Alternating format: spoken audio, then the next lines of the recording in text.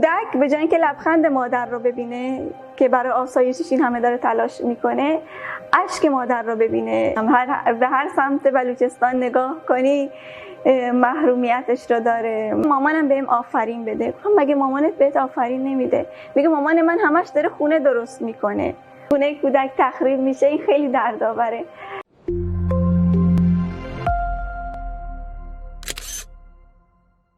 در خدمت یک مهمان ویژه مجری توانمند بلوچ هستیم. با ما همراه باشید. بانو سلام علیکم. من مریم بهار هستم و همونطور که فرمودید مجری هستم. بیشتر کارهام کودک و نوجوان هست و زمینه دختران و زنان بلوچ کار میکنم. فعالیت‌های فرهنگی، هنری، اجتماعی انجام میدم. اصلا چرا کودکان بلوچ؟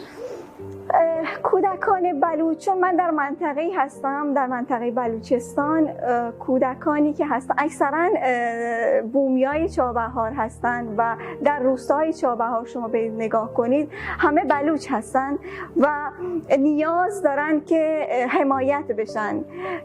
جایی بوده که به خاطر یک قلم نتونستن بیان سر کلاس حاضر بشن و این خیلی درد داره و الان با این وضعیتی که اقتصادی هم که هست، مردم از همین دردها، کودکان من از همین دردها باز دردشون درد میکشه و الان در حال حاضر در جای چابهار، در روستاها، در کتابخانه ها، در مدارسی که هستن داریم پیش میریم و خدا رو شکر.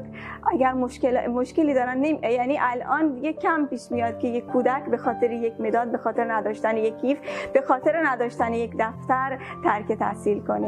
خودتون بودید؟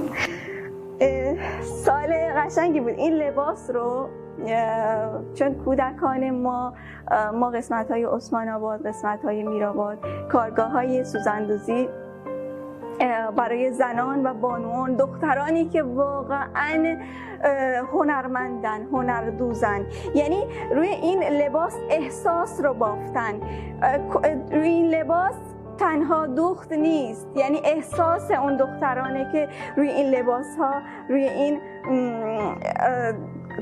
تار احساسشونه که بافته شده. زنان و دختران بلوچ روی کردشون نسبت به شما چی بود؟ اوایل کار ما خیلی سخت بود. من به عنوان اولین دختر بلوچ در چابهار وارد تلویزیون شدم و به عنوان مجری کار کردم. نمیتونستن، اجتماع بلوچ نمیتونست بپذیره که یه دختر بلوچ وارد تلویزیون شده. مورد جسارت زنان در گذشته و آینده چه صحبتی دارید؟ تاریخ بلوچستان رو اگر برید مطالعه کنید میبینید چه زنانی بودن که هم کوپک با مردان به قول معروف بودن و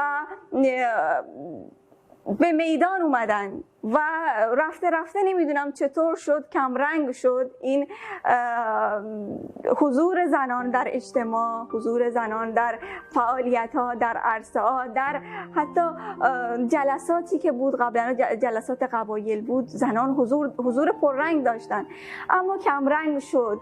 الحمدلله خدا رو شکر این افکار به سمت روشنی اومده و خدا رو شکر الحمدلله.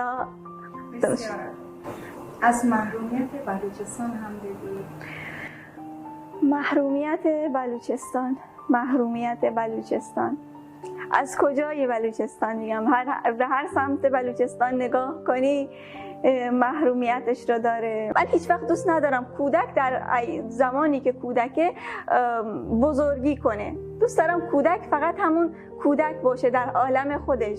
بزرگی منظورم اینه که دردهاش بیش از سنش باشن. خب دوست دارم کودک در ایام کودکی خودش فقط کودکی کنه، شادی کنه، بازی کنه. اما متاسفانه من الان از محرومیت ها چی بگم؟ وقتی که سفره کودک من دنبال اینه که یه نونی بیاره برای خانش.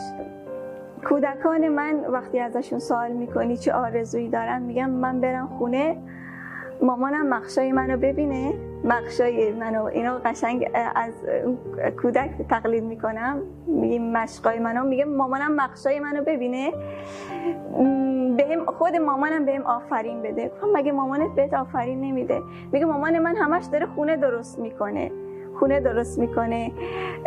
حالا به هر سختی شده، به هر زحمتی شده خونه درست میکنه، تا تمام تلاشش رو میکنه. کودکی که پدر نداره، مادر تمام تلاشش رو میکنه تا اون آرامش رو برای کودک به وجود بیاره، ولی با این حال سعی داره اون آرامش رو به وجود بیاره، سعی داره حالا یه خونه‌ای درست کنه، بعد از اون سمت اون خونه کودک تخریب میشه. این خیلی دردآوره که